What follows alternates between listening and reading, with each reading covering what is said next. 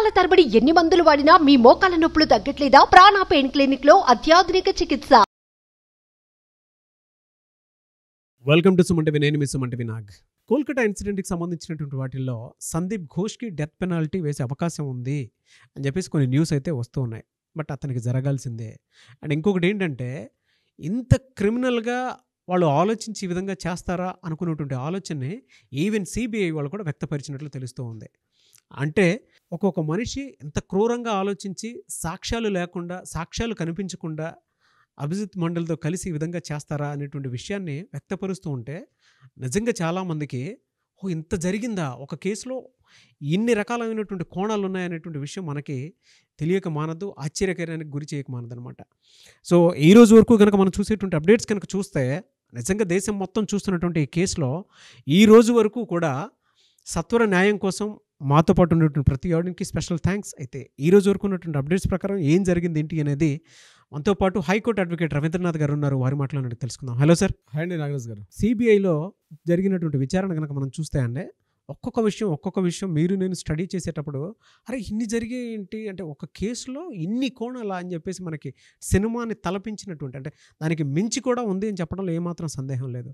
ఇప్పటి వరకు ఉన్నటువంటి అప్డేట్స్ ప్రకారం కనుక మనం చూస్తే ఏమున్నాయండి? నాగరాజ్ గారు, ఆర్జేకర్ హాస్పిటల్ సంబంధించినటువంటి రేప్ అండ్ మర్డర్ కేసు సంబంధించినటువంటి కొన్ని విషయాలు వెలుగులోకి వచ్చాయి. అందులో భాగంగా ఈరోజు జరిగిన కొన్ని సంఘటనలు మనం చెప్పుకొని అసలు విషయాలకు వెళ్దాం. నాగరాజ్ గారు, ముందుగా రేపు సెప్టెంబర్ 29 అంటే 29 సండే నాడు మరలా నిరసనకారులు ఒక పెద్ద ర్యాలీని తీయడానికి సన్నద్ధమవుతున్నారు. అంటే ఈ ర్యాలీ డిఫరెంట్ కాన్సెప్ట్ దిగుతున్నారు. బెంగాల్ వ్యాప్తంగా ఉన్నటువంటి యూత్లో ఉన్నటువంటి నిరసన దీక్ష, మనకు కావాల్సింది మనం ప్రభుత్వం ద్వారా కానీ కోర్టుల ద్వారా కానీ వాటిని మనం తీసుకోవాలి అన్నటువంటి బాధ్యతని యావత్ దేశ ప్రజానికానికి కూడా వీళ్ళు తెలుపుతున్న విధానం రియల్లీ హ్యాట్స్ ఆఫ్ నాగరాజ్ గారు. ఎందుకంటే రేపు సండే సాయంత్రం 6 గంటలకి ఎస్ప్లాండ్ అన్నటువంటి ఆ ప్రాంతం దగ్గర కొన్ని వేలాది మంది గుమికూడడానికి సిద్ధపడుతున్నారు. దీంట్లో ఎందుకు సిద్ధపడుతున్నారు అంటే, నెక్స్ట్ డే 1వ తారీఖు నాడు, అక్టోబర్ 1వ తారీఖు నాడు ఏదైతే సుప్రీంకోర్టు యొక్క ట్రయల్ స్టార్ట్ అవుతుందో, సుప్రీంకోర్టుకి మేము గుర్తు చేయాలి, ప్రజల్లో ఉన్నటువంటి మా ఫీల్ అనేది జ్యుడిషియరీకి తెలియాలి. ప్రజలు ఇప్పుడు ప్రభుత్వాధినేతలు ఫెయిల్ అయ్యారు, మేము ఎన్నుకున్నటువంటి నాయకులే మమ్మల్ని పూర్తి బద్ధశత్రులుగా ఉండి ఇంతటి అరాచకాలకి, ఇంతటి అక్రమాలకి పాల్పడుతున్నారు. కాబట్టి వాళ్ళు ఎందుకు అన్ఫిట్, కాబట్టి మా నిరసన, మా మనసుల్లో ఉన్నటువంటి మా ఆగ్రహ జ్వాలలు వాళ్ళకి తెలియాలి, అంటే కోర్టుకి తెలియాలి, జ్యుడిషియరీకి తెలియాలి. కాబట్టి మేము ఈ నిరసన చేపడుతున్నామని చెప్పి వేలాదిగా రేపు సాయంత్రం 6 గంటలకి ఎస్ప్లాండ్ అనేటువంటి ఆ ప్రాంతం దగ్గర గుమిగూడడానికి సిద్ధపడుతున్నారు. ఈ ప్రాంతం ఆల్రెడీ మొన్న రీసెంట్గా మనోజ్ కుమార్ వర్మ గారు ఇక్కడ నిషేధాజ్ఞలు ఇచ్చారు. అయినప్పటికీ కూడా మాకు ఆ నిషేధాజ్ఞలు ఏం వర్తించవు, మా యొక్క నిరసన మేము శాంతియుతంగా తెలుపుతున్నాం, మమ్మల్ని మీరు అడ్డగించకండి అని చెప్తూ రేపు సెప్టెంబర్ 29 సాయంత్రం 6 గంటలకి వీళ్ళు, మేము ఒక్కరమే కాదు మాతో పాటు యావత్ ప్రజలందరూ కూడా వాలంటీర్గానండి, కేవలం మేము వైద్య విద్యార్థులుగా మేము చేయాల్సింది మేము చేస్తాం. కానీ ఇందులో ప్రజలు స్వచ్ఛందంగా ఎక్కడెక్కడున్న వాళ్ళు అక్కడెక్కడే లైట్లు వేసి సాయంత్రం క్యాండిల్ లైట్స్ వెలిగిస్తూ justice Abhaya, Abhaya for justice ఏకైక నినాదం, మనందరికీ ఏకైక నినాదం కావాలి. ఏదైతే అమ్మాయి చనిపోయిందో ఆ అమ్మాయికి న్యాయం జరగాలి, ఎవరైతే ఇందులో ఉన్నటువంటి కల్పిట్స్ కావచ్చు, ఎక్యూజ్డ్ కావచ్చు వీళ్ళందరికీ సరైనటువంటి శిక్ష జరగాలి, శిక్ష పడాలి అన్నటువంటి ఏకైక నినాదంతో మేమందరం చేస్తున్నాం. ప్రజలందరూ కూడా దీనికి మద్దతు తెలపాలని ఒక సెంటెన్స్గా వాళ్ళు చెప్పడం జరిగింది. బహుశా రేపు సాయంత్రం జరగబోయే 6 గంటలకి ఈ నిరసన మాత్రం డెఫినెట్గా ఒక రిమార్కబుల్ అవుతుంది. ఎంటైర్ బెంగాల్ హిస్టరీలో రేపు జరగబోయే ఒక మార్చ్ ఏదైతే ఉంటుందో, it's not a March, it's ఒక నిరసన డెఫినెట్గా ఒక రిమార్క్ అయ్యే అవకాశం అయితే ఉంటుంది నాగరాజ్ గారు. ముఖ్యంగా దీన్ని జ్యుడిషియరీకి గుర్తు చేయడానికి మేము చేస్తున్నాం. ఆ సెంటెన్స్ వాళ్ళు వాడారు చూడండి, మేము న్యాయ వ్యవస్థ ఏదైతే నెక్స్ట్ డే 1వ తారీఖు నాడు అక్టోబర్ 1 ఏదైతే జస్టిస్కి వెళ్తున్నారో మా నిరసన గుర్తుపెట్టుకోవాలి, మా ఆగ్రహాన్ని గుర్తుపెట్టుకోవాలి, మా ఆవేశాన్ని గుర్తుంచుకోండి అని చెప్పి ఒక నిరసన తలపెట్టే వ్యవస్థను చేయబోతున్నారు సెప్టెంబర్ 29 నాడు ఈ నిరసనకారులు. ఇది ప్రధానంగా ఇంపార్టెంట్. రెండవది, ఒక వినూత్న సంఘటన జరిగింది. ఆ సంఘటన ఎక్కడంటే, కాలేజ్ ఆఫ్ మెడిసిన్ మరియు సాగర్ దత్తా హాస్పిటల్లో ఒక 30 ఏళ్ళ అమ్మాయి కొన్ని అనివార్య కారణాల వల్ల హాస్పిటల్లో అడ్మిట్ అయింది. ఆ అమ్మాయికి ఫీవర్ ఉంది, హైయెస్ట్ టెంపరేచర్ ఫీవర్ ఉంది, లూజ్ మోషన్స్ అవుతున్నటువంటి కారణంతో హాస్పిటల్లో అమ్మాయి అడ్మిట్ అయింది.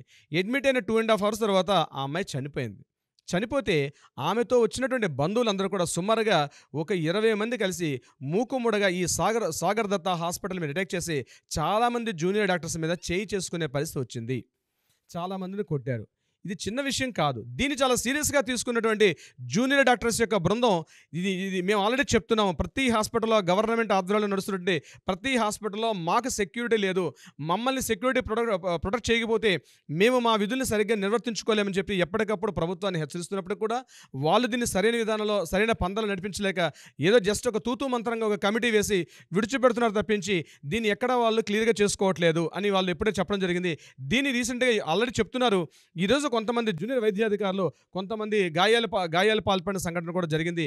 ఎప్పుడైతే సిఎస్ఎఫ్ జవాన్లు ఎప్పుడైతే వచ్చింది ఈ దాడిని అడ్డుకోకపోతే ఇంకా దారుణమైన కొంచెం ఆ హాస్పిటల్లో జరిగేది. సో దీన్ని ఇమీడియట్గా మమతా బెనర్జీ ప్రభుత్వానికి వాళ్ళు చెప్తూ ఇటువంటి దుశ్చర్యగా ఇంకో సందర్భంలో జరగలిగితే మేము డెఫినెట్గా మొత్తం రాష్ట్ర వ్యాప్తంగా ర్యాలీని నిర్వహిస్తాము. మీ పార్టీ మీద మీరు ఒక స్టేట్ హెల్త్ మినిస్టర్గా మీరు ఉంటూ కూడా మీరు పూర్తిగా ఫెయిల్ అయ్యారు కాబట్టి మీరు దీన్ని ఇప్పుడు ఫుల్ స్టాప్ పెట్టాల్సిన బాధ్యత ఉందని నిరసనకారులు గట్టి వాయిస్తో హోరెత్తి చెప్పడం జరిగింది. నాగరాజ్ గారు, అభిజిత్ మండల్ సందీప్ ఘోష్తో పాటు అరెస్ట్ చేసిన అభిజిత్ మండల్ కూడా హెల్త్ ఆరోగ్యం బాగాలని చెప్పి నిన్న హుటాహుటిని ఆయనకి హాస్పిటల్ అడ్మిట్ చేయడం జరిగింది. ఆయనకి ఆల్రెడీ హాస్పిటల్లో ట్రీట్మెంట్ జరుగుతోంది. ఈ విషయంలో ఉంటే మరొక ముఖ్యమైనటువంటి విషయం, సందీప్ ఘోష్కి పూర్తిగా డెత్ పెనాల్టీ ఉరిశిక్ష ఖరారు అన్నటువంటి పవనాలు ఆల్రెడీ వీస్తున్నాయి. ఆల్మోస్ట్ కన్ఫర్మ్ అయింది. సందీప్ ఘోష్ అనే వ్యక్తి కీలకమైన సూత్రధారి, పాత్రధారి అంతా కూడా సందీప్ ఘోష్ అని చెప్తూ total entire Bengal news magazines అన్నీ కూడా సందీప్ ఘోష్ యొక్క ప్రధాన నిందితుడు, ఇతనికి ఉరిశిక్ష ఖాయం. రేపు అక్టోబర్ 1 రిలీజ్ అవబోతున్నటువంటి ఏదైతే తీర్పుల్లో సుప్రీంకోర్టు ట్రయల్స్లో భాగంగా ఆల్రెడీ అక్కడ కన్ఫర్మేషన్ వచ్చే అవకాశం ఉంది. ఎట్ ద సేమ్ టైం ఏదైతే స్టేట్ హైకోర్టులో సందీప్ ఘోష్ షెల్డా కోర్టులో ఏదైతే న్యాయ విచారణ జరుగుతుందో దీనికి సంబంధించి సీల్డ్ కవర్లోని ఇన్ఫర్మేషన్ కూడా సందీప్ ఘోషే పూర్తిగా బాధ్యుడు అనే విషయం మీద ఉరిశిక్ష ఖరారు, no doubt at all, death penalty is the confirmed అన్న విషయం టోటల్ ఎంటైర్ బెంగాల్ వ్యాప్తంగా న్యూస్ మ్యాగజైన్స్ అన్నీ కూడా కన్ఫర్మేషన్ చేశాయి. ఆల్రెడీ మనకు కావాల్సిన జ్యుడిషియరీ ఇవ్వాల్సిన జడ్జిమెంట్ కన్నాను బిఫోర్ జడ్జిమెంట్ వచ్చినట్టుగా రేపు చాలామంది ఈ నిరసనలో భాగంగా చాలామంది కొవ్వొత్తులు క్యాండిల్ వెలిగించి పూర్తిగా ఒక దుర్మార్గుడు చనిపోతాడు, ఒక మహిషాసుర మర్దిని దుర్గా నవరాత్రుల్లో భాగంగా మహిషాసుర మర్దిని సంహారం ఏది జరిగిందో అలాంటి రాక్షసుడిని ఈ దుర్గామాత అవతారైనటువంటి అభయ పూర్తిగా సంహరించింది అన్నటువంటి ఒక ప్యానిక్ సిచ్యువేషన్లోకి ఎంటైర్ వెస్ట్ బెంగాల్ వ్యాప్తంగా ముందే సంబరాలు జరుపుకునే పరిస్థితి వచ్చింది. దీనిలో భాగంగా మాకు దుర్గా నవరాత్రులు కూడా అవసరం లేదు, ఇప్పుడు జరుగుతున్న సంఘటన మాకు దుర్గా మంచ్ అంటారు దీన్ని. ఆ దుర్గా మంచ్ అనేది మేము ఈరోజు సెలబ్రేట్ చేసుకోబోతున్నాం. నవరాత్రుల్లో ఒక మహిషాసురుడు సంహారం జరిగింది, మాకు రిలీఫ్ జరిగిందని వేలాదిగా టోటల్గా ప్రజలు అందరూ కలిసి దీని ఒక ఉత్సవాన్ని జరుపుకునే సందర్భంలో ఇమ్మీడియట్గా అక్టోబర్ 1 వచ్చే తీర్పు కన్నా ముందే ఈ సన్నాహాలు జరుపుకుంటున్నారు. సో ఇదంతా చూస్తుంటే మనకు తెలిసిన విషయం ఏంటంటే సందీప్ ఘోష్కి ఉరిశిక్ష ఖరారు అన్నది బహుశా 100కి 99.999 కన్ఫర్మేషన్ వచ్చింది. అసలు ప్రతి ఒక్కరూ సార్ అంటే లోపల మనోభావాలతోటి ఎదురు చూస్తున్నటువంటి తీర్పు కోసం ఎవరైతే ఉన్నారో వాళ్ళు ఇతనికి ఉరిశిక్ష పడాలి అని చెప్పేసి కోరుకున్నటువంటి ప్రతి ఒక్కరికి ఇది మంచి ఊరట కలిగించేటువంటి అంశం. అట్ ద సేమ్ టైం న్యాయం జరుగుతోంది అండ్ ప్రతి ఒక్కరు కూడా న్యాయ వ్యవస్థలను ఎవరైతే నమ్ముకుని ముందుకు వెళ్తూ ఉన్నారో హోప్ క్రియేట్ చేసుకొని జీవితాన్ని కొనసాగిస్తూ ఉన్నారో వాళ్ళందరికీ కూడా ఈరోజు జరిగేటువంటిది అంటే మీరు ఏదైతే చెప్పారో ప్రతి ఒక్కరికి కూడా ఒక హోప్ని డెఫినెట్గా కలగజేస్తుందండి. ఎందుకు అనంటే న్యాయం ఇంకా బతికే ఉంది అని చెప్పేసి చెప్పడంలో ఏమాత్రం సందేహం లేదు. మేరా భారత్ మహాన్ అని చెప్పేసి చెప్తూ ఉంటారు కదా. ఇది గనక ఇది జరిగిన తర్వాత సార్ ప్రతి ఒక్కరు కింద కామెంట్ బాక్స్లో అయినా సరే అండి రేపటి రోజున చరిత్రకు నాంది మన భారతదేశంలో ఇలాంటివి జరిగితే డెఫినెట్గా అంటే ప్రపంచ దేశాల గురించి కొన్ని దేశాల గురించి మనం మాట్లాడుకుంటూ ఉంటాం. అలాంటిది ఈరోజు ఇన్సిడెంట్లో కనుక అది కనుక డెఫినెట్గా 100% అది జరిగేలానే అది ఉంది కాబట్టి ఫ్యూచర్లో మన దేశం గురించి కూడా ప్రతి ఒక్కరూ మాట్లాడుకుంటూ ఉంటారండి. అన్యాయం జరిగితే ఇండియా కూడా ఎవరిని వదిలిపెట్టదని చెప్పి చెప్పడంలో మాత్రం సందేహం లేదు. వాళ్ళ పండగ వాతావరణం అక్కడ నెలకొనేలాగా రేపటి రోజు భారీగా ర్యాలీ తీసేటువంటి అవకాశం కూడా ఉంది.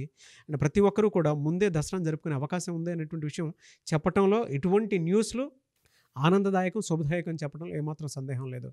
Really hats off to you అండి.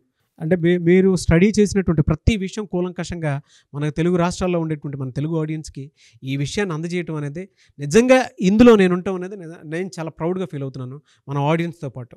సందీప్ ఘోష్ ఈ సిచ్యువేషన్కి దారితీసే పరిస్థితులు బహుశా ఈ లెంగ్తీ వీడియో అవుతుంది కాబట్టి నెక్స్ట్ వీడియోలో ఎక్స్క్లూజివ్గా సందీప్ ఘోష్ ఆయన ప్రయాణం ఎక్కడ మొదలైంది, ఏ దిశగా మలుపులు తిరిగింది, ముందుగా అనుకున్నటువంటి సంజయ్ రాయ్ ప్రధాన నిందితుడు అనుకున్నారు, కానీ కంటిన్యూస్గా డే బై డే చూస్తుంటే నాగరాజు గారు సంజయ్ రాయ్ నాడు స్క్రీన్ నుంచి పక్కకి వెళ్ళిపోయాడు, పూర్తిగా సందీప్ ఘోష్ పైకి వచ్చాడు. సందీప్ ఘోష్ మీద కూడా ఫస్ట్ ఇట్స్ వెరీ ఇంట్రెస్టింగ్ అంటే సందీప్ ఘోష్ మీద దీనికి సంబంధించిన ఎఫ్ఐఆర్ నమోదు కాలేదు. టోటల్ స్టార్ట్ అయింది ఏంటి, ఆర్థిక అవకతవకలు, ఫినాన్షియల్ ఇర్రెగ్యులారిటీస్, దాని తర్వాత అక్రమార్జన కేసులు, ఎన్ఫోర్స్మెంట్ డైరెక్టరేట్ యొక్క దాడులు, ఇవి జరిగాయి. అక్కడ నుంచి కూపీ లాగితే ఒకే ఒక లెటర్ అండి, ఒక సింగిల్ లెటర్. ఏం జరిగింది, ఒక లెటర్ ఏంటి అంటే ఒక్కసారి మనం రీక్యాప్కి వెళ్తే అర్థమవుతుంది. రీరైట్ చేసినటువంటి లెటర్, రీరైట్ చేసే లెటర్, మెయిన్ లెటర్ ఎక్కడంటే ఇక్కడ జరుగుతున్నటువంటి ఇమీడియట్గా డిమాలిషన్ ఎక్కడ చేస్తున్నామో ఈ పీడబ్ల్యూడీకి రాసిన లెటర్, ఈ పీడబ్ల్యూడీకి ఆయన హ్యాండ్ రైటింగ్తో రాసిన లెటర్, ఇమీడియట్గా ఇక్కడికి వచ్చి వర్క్ స్టార్ట్ చేయండి అన్న లెటర్ తోటి సిబిఐ వాళ్ళు అక్కడ నుంచి తీగలాగితే డొంకంతా కదిలినట్టుగా అక్కడ మొదలు పెట్టారు. ఇతను అంత ఇంట్రెస్ట్గా ఇమీడియట్గా పీడబ్ల్యూడీ వర్క్స్కి ఎందుకు లెటర్ రాశారు అన్నది అక్కడ స్టార్ట్ అయినటువంటి ఎంక్వైరీ మెల్లమెల్లగా ఈయన అక్రమార్జన కేసుల నుంచి దారి మళ్లించి కంప్లీట్గా ఈయన వైపు ఎంక్వైరీ స్టార్ట్ అయింది. సంజయ్ రాయ్ అనేవాడు పూర్తిగా జైల్లో ఉన్నాడు, ప్రెసిడెన్సీ జైల్లో పూర్తిగా 3 పూట్ల మెక్కి తింటున్నాడు ఆహారాన్ని, పూర్తిగా అతను బాగానే ఉన్నాడు.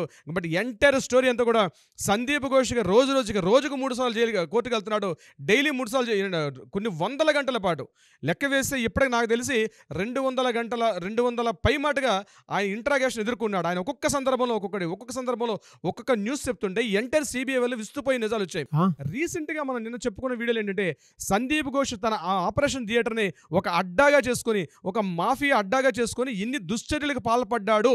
అక్కడ అభయ ఏ రకంగా ఇన్ఫర్మేషన్ అంటే చిన్నది మనకి రిపబ్లిక్ టీవీలో వచ్చేట్టు ఒక చిన్న ఇన్ఫర్మేషన్ తోటి మనం ముందుకెళ్ళాం నాగరాజు గారు. సో యాక్చువల్గా మనకి హైలైట్ చేసింది అక్కడ అనమాట. ఏం జరిగింది అక్కడ, ఎక్కడైతే అభయ అనే అమ్మాయి కంప్లీట్గా ఆ ప్రాంతానికి వెళ్ళింది, ఆ జరుగుతున్నటువంటి వ్యవస్థను మొత్తం కూడా వీడియో క్యాప్చర్ చేసింది.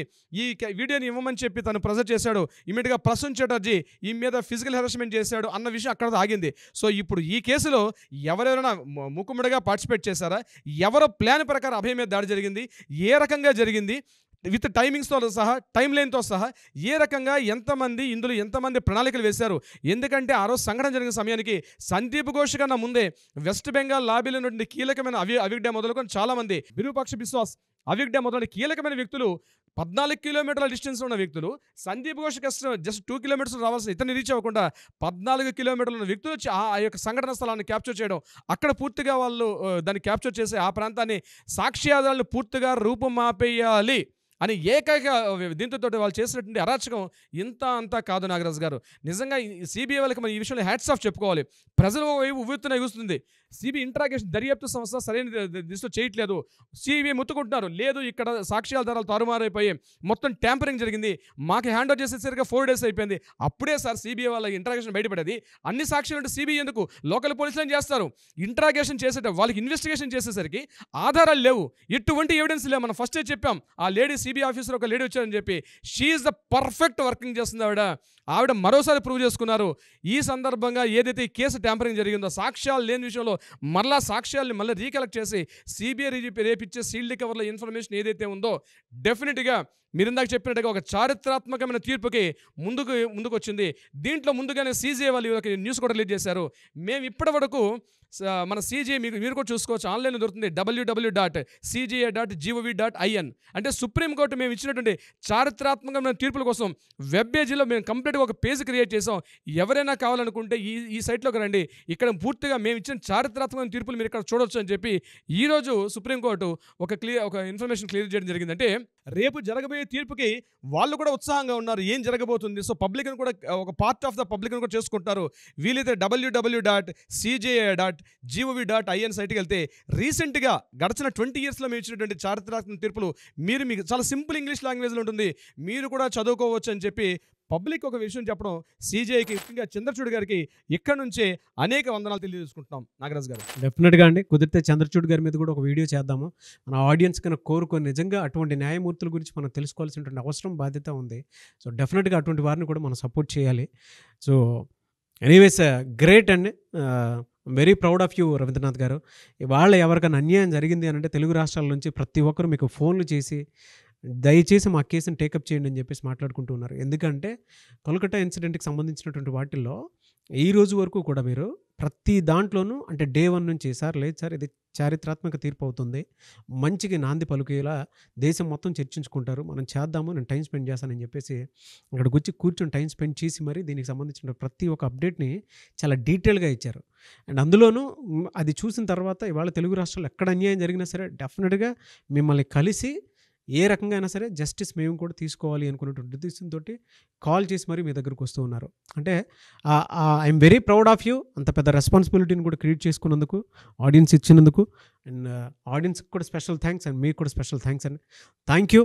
డెఫినెట్గా దీనికి సంబంధించినటువంటి వాటిల్లో we want justice, we demand justice డెఫినెట్గా జరుగుతుంది.